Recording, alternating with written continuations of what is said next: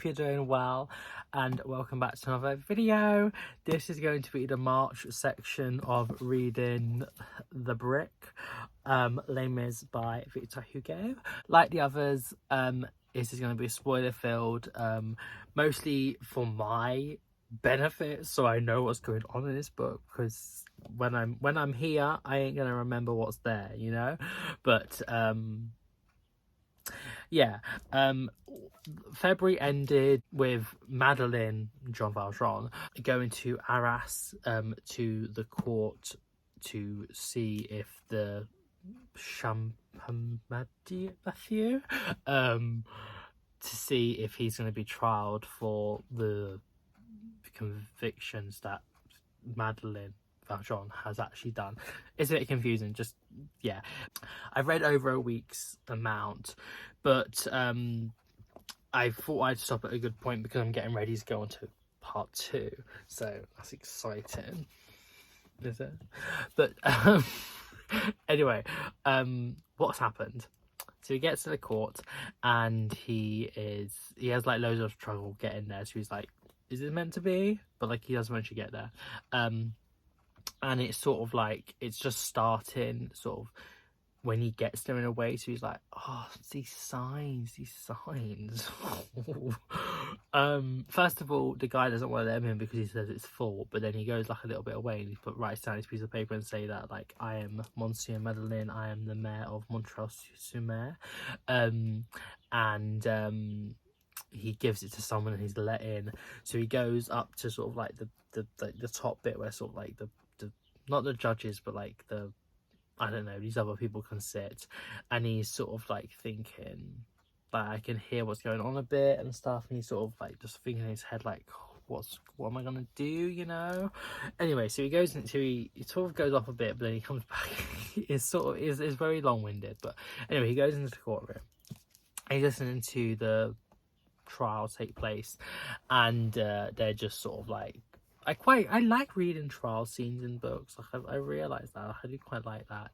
But anywho, he is there. He's listening to it about like the defence and the what's the other one called? The one that the prosecutor, that's it.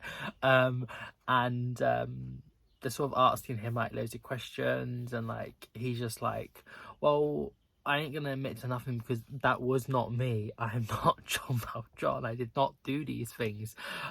He's also proclaiming that like, I did not go over and steal this apple branch. The branch was just like over the wall or something, and they had fallen, and he picked it up and had that. So like he is just proclaiming his innocence like to the death. And then also they bring in 3 other people that serve time with Valjean apparently, and they ask him in turn, is this Jean Valjean? And he'll say yes it is. And then he is just thinking that like Madeleine Valjean is thinking like, okay, this person, like, he is innocent, he doesn't deserve this, he's going to be going to like the gals or something for the rest of his life now. What am I going to do? So he stands up, and then it's sort of just like, he says, I'm something, and then that sort of chapter ends, and then it goes into the next one, and apparently, and then he is in the middle of the courtroom, and he says that it is actually me, I am Jean Valjean, I did these things, this man is innocent. And they're all just like shook. They're like, what? The mayor? This upstanding man of society? How could he be this ex-convict criminal heathen? And they're all just a bit like shook if they're like, oh, what are we to do? And he's just, Valjean, I'm just gonna call him now, is like, it's me. Like, I can tell, like, I know facts about the 3 guys and stuff, like they have like a tattoo or some things like that. And he says that he's there to be arrested if they want to, but at the moment he's just going to go back, and they will obviously be able to find him because he's the mayor of this Montreuil-sur-Mer.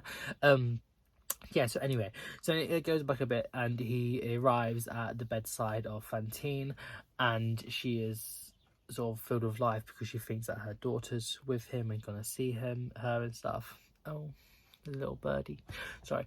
He says that like she came, but like she has to wait a bit because he was I think he was planning to go to Montfermeil, sorry, the places, and get her, but yeah, Fantine is like in her bed and she sees in the doorway, she sees this figure and it is Javert. I think this is probably like the next day or something, and Javert is there obviously to arrest Valjean because that's what he's there for, and Fantine's all like, what do you mean? Like, how can you talk to the mayor in this way? How can you like pull him by his collar and stuff? Like, how can you be doing that? Like, it's the mayor. But afterwards he sort of like says like, I will go with you and things, and Fantine sort of just like, she sits up a bit and she like gets like really dizzy and things and she dies. Like, it's all a bit sudden. I'm just like, how did that happen? But like, I get that she was ill and things, but like, it was just a little bit less like dead. And yeah, and then Javert is like trying to take him, but Valjean sort of like breaks something off and like defends him. He's like, no, I'm gonna quickly do something. So he like puts her like hands and stuff all like peaceful and things, and then he goes with him to the police station, and then afterwards all the people in the town are like, oh well, like they're all sort of just like, they straight away just like, he's a bad man now, like don't remember all the good things he did for the town, all the money, all the prosperity, all the things he like did for the poor and the ill and stuff. Like, no, he's an ex-convict, he's horrible, and they sort of just like reduce him straight away to this convict persona again, and I guess it's sort of a way how like, I guess criminals are viewed in a way, and it's obviously still very, very much true today. But yeah, and then he escapes. It's not exactly clear. He just sort of says that he broke a window or something, but like, I don't know.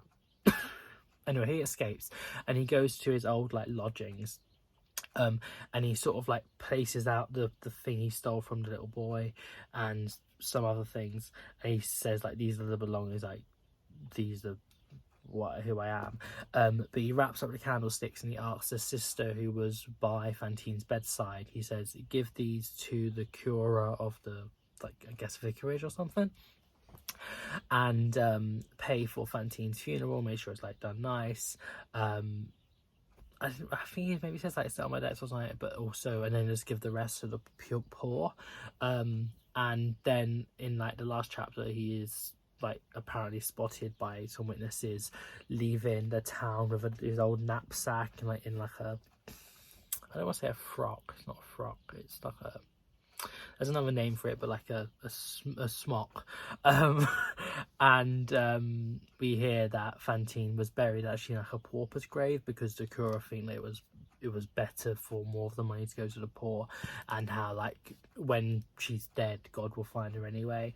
So that's sort of how it has ended. So that's kind of sad. Like, I didn't know Fantine was gonna like end her story that early on, but yeah.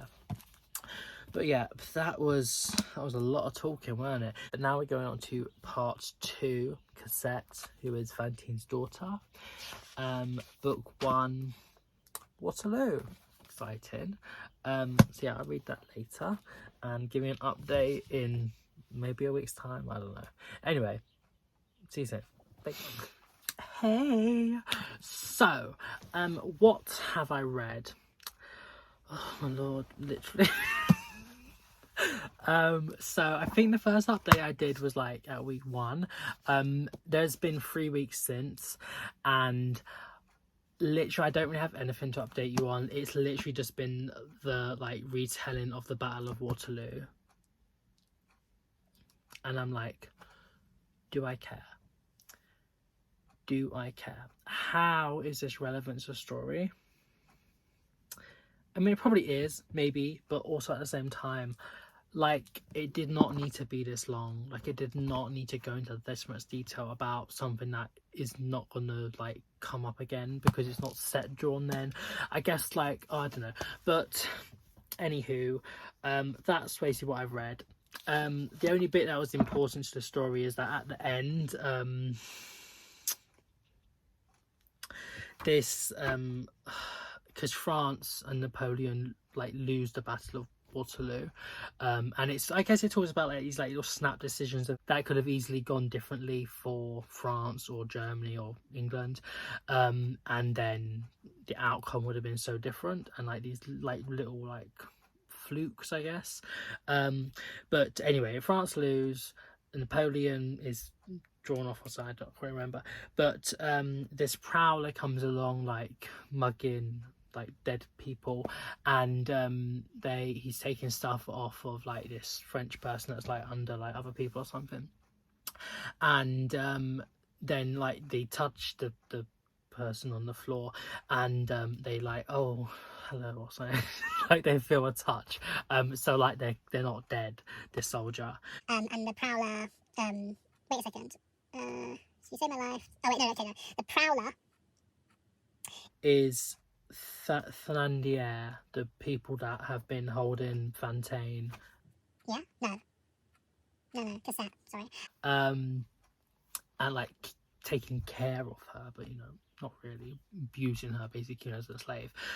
So he is the prowler, the one that the mugging, and the officer is called Pontmercy. I don't know if that's going to come up. Maybe it was just saying it might be important. But anywho, that's the end of today's video. Stay tuned for April. April. I'm gonna go on to book 2 of this section, The Ship Orion, and we come back with John Valjean, so I'm excited to get back to the story, hopefully.